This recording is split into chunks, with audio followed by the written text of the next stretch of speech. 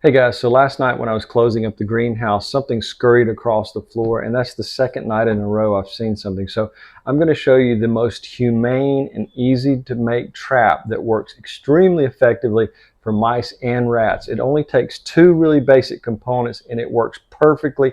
It will not let you down. You'll have more mice in this trap. Depending on how many you have in your house, garage, or wherever it is, this will work perfectly every time, I guarantee it. Now, depending on what size mice you have, it also depends on what size bucket, but it will be, the main component will be a bucket. And I'm using a 5-gallon bucket because I'm not sure how many mice we have or how big they are, because there could be some larger mice that could possibly jump back out or make their way out of a bucket.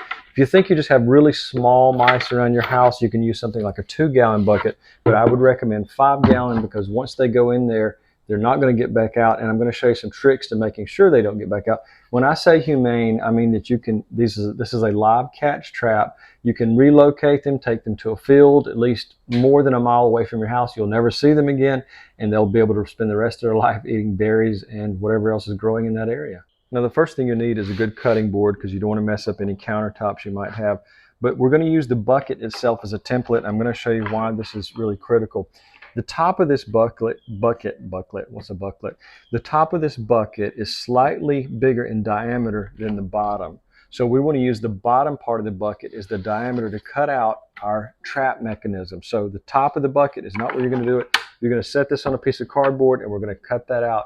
I'll show you exactly how to do that. Now this trap is actually costing me nothing because I have tons of these 5-gallon buckets, and this piece of cardboard was something my wife had ordered, so it's just a Amazon packing material, and so that's what you're going to need. You're going to need the bucket and a large piece of cardboard that will actually make our top portion. But there's two ways you can cut this out. You can use scissors or a razor blade like this.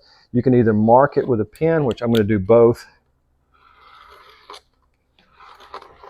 and just mark it all the way around. Now remember to do it with the bottom part of the bucket. Your top of your buckets tend to be made bigger, and you'll need to check this with a tape measure just to make sure this is true with your bucket.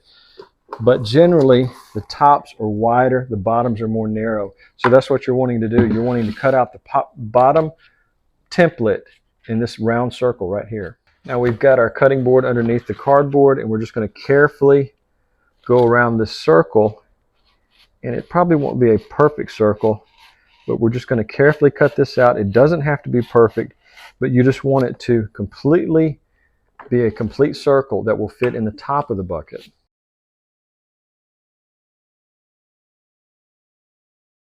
Now, one way you're going to need to prep this bucket is you want to spray something very slippery on the inside of it, like cooking oil. I've got two types of cooking oil, but you can use a liquid cooking oil and aerosol cooking oil.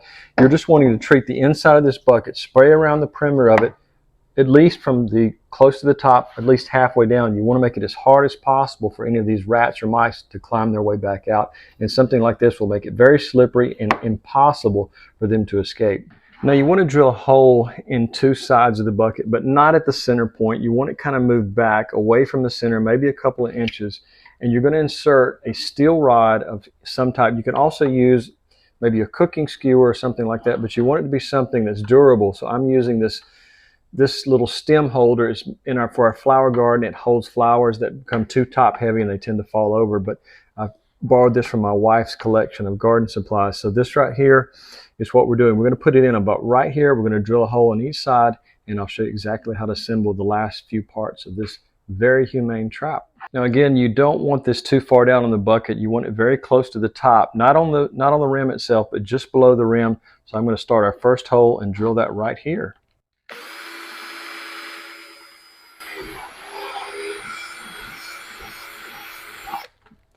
Now the way we determine where we're going to drill the hole on the other side is we're going to take our metal rod and we're going to just mark this with a pen or a marker to know exactly where the center point is. So we're just going to take that and drill out the second hole.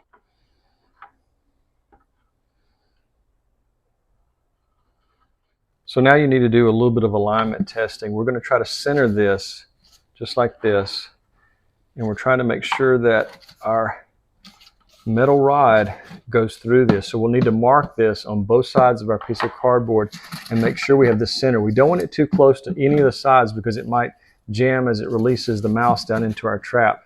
So just make sure it's centered carefully take this right here, lay it across the top, or you can run it through like this, and you're going to take your marker again, and you're going to center your piece of cardboard, which is not easy to do, but you need to make sure that's centered.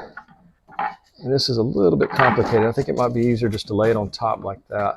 So we've got, I'm guessing this is pretty close on all the way around. I can run my finger around it, and we're going to mark it carefully exactly where our rod's going to go through on both sides, and then that way we don't have to do any guesswork. Now the reason we've off-centered this metal rod is that we want the right side, or my right side, your left side, to be a little heavier, so it's more likely to tip over much easier. A little bit of damage from the rod, but that's okay, because we're going to build a bridge coming in here, and we got a counterbalance that's going to stick out here. So that's what we're doing with this. It's just a simple case of a counterbalance that resets itself each time a mouse goes into our trap, and they can be easily released. They can't escape from the trap. They can't climb their way out. It's far too slippery. The bucket, when it's new, is extremely slippery, but if you have an older bucket, that's the reason you want to use the cooking spray to make it, because mice do have a very good ability of climbing up rough surfaces. They can climb up the side of the house with no problem. Now I'm going to take that same piece of cardboard and cut out just a strip about 3 inches wide, and the full length of this cardboard is what you need. This is about 2.5 to 3 feet, and we're going to use this as our bridge that goes to our counterbalance.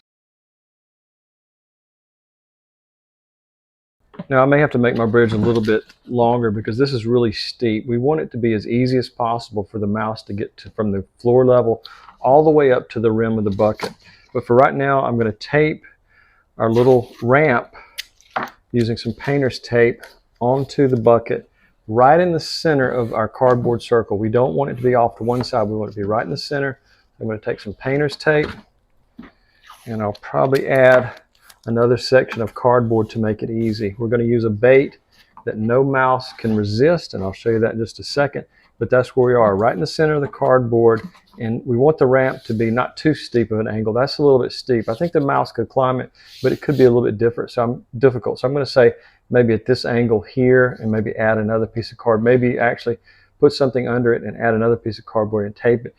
I don't have quite the long piece of cardboard that I'd like to have. Or you don't have to use cardboard for the ramp portion. You could use something like a board, which would work just as well. But it needs to be a very easy climb for the mouse to get up to this point right here to the counterbalance. Now this next piece is the key to the entire trap, the counterbalance. You want a piece of cardboard that will flip over the side of our trap. And we're going to add some weight to this, and when the mouse comes up the ramp, he'll go right across the counterbalance, and eventually, because the way it's set up, it's going to drop him right into our trap. So I'm going to neaten this up just a little bit, straighten one end of it, and then I'm going to tell you exactly what you need to do to make this counterbalance work. Now this is our counterbalance, and we're going to attach this to our circular piece of cardboard. And once we have it attached, we're going to need to fold this over and make sure that the bridge leading up to the counterbalance is like this. We're going to have to bend this piece right here to make sure. But we need to add some weight to this. So I'm going to take a drill bit, and off to one side, I'm just going to drill a little hole. And I've got a special thing we can use. I've got this bolt, and I've got a lot of washers on it. Now, depending on the weight of the mouse, you may not need this size bolt. You may need something quite a bit smaller, because it has to be just the exact right amount of weight, or the counterbalance will not work. So we're going to put this into one side. We're going to try it without anything on it. It's a very tight fit. We're going to attach this, and this will pull this back into place each time. So just remember, your bolt can be adjusted by adding a nut and a lot of washers to counter the weight if it's not heavy enough. So there's kind of a balancing act here as you're trying to get just the right weight on your counterbalance. Now, as far as attaching the counterbalance, you can tape it, you can glue it, you can even do something like this right here. You can take paper clips. Let me see if I can get this paper clip on there. Slide a paper clip on there. It's a little bit tricky to do this from upside down here. All right, trying to see this right. You can use a paper clip. You can use a stapler like this. You can staple this on there, which I'm thinking about doing to make sure it's securely in place. And you just want that counterbalance to stay in place. You don't want it to come off, or the trap will not work.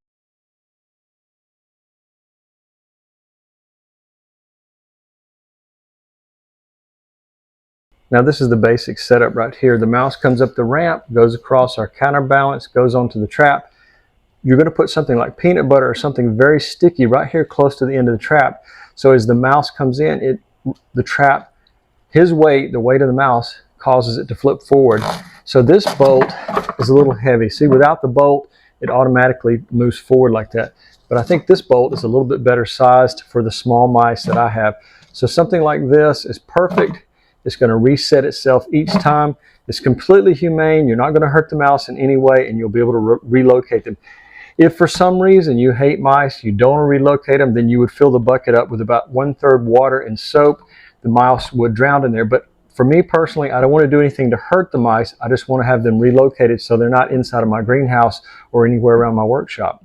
Now, another thing you can do regarding the baiting system is you can use the lid of a bottle or a cap, something like this, and you can attach it by just putting maybe another screw through it, or you could glue it down. But if you wanted to be able to remove it and put it back on and not get your cardboard wet each time you rinse this out once you refresh your bait, you could do that by just attaching it, but just putting just a little bit of peanut butter inside of our cap. And if you're just trying to catch one mouse, then that's maybe all you need to do. You can set it there, it'll fall into the trap with the mouse. But if you think you have a continuing problem, you can attach this more permanently, where you can just reset the bait over and over and catch as many mice as you need to there. So guys, this is just a simple, what I call a counterbalance mouse trap, and it will work so well. You'll have more success with this, and you don't have to worry about the messy traps that kill them. I hate the thought of that. Unless you just really don't want the mice around your house, I would try this. Just something that makes me squeamish about harming mice because they look so much like a pet. So mice are very good at hiding. Another thing, when the lights are on, they could be right in front of you hiding somewhere and you wouldn't even know that. So put this trap together, and before you know it, you will have eliminated your mouse trap. I want to say thanks so much for watching. If you have any questions about this video or any previous video, or a comment you want me to read, please become a public subscriber first. I always filter my comments through public subscription. So if you're not a public subscriber, I may not see your question. So if you'll do that first and then wait a few minutes for the system to update, then I'll see your question. So guys, have a great day and good mouse hunting.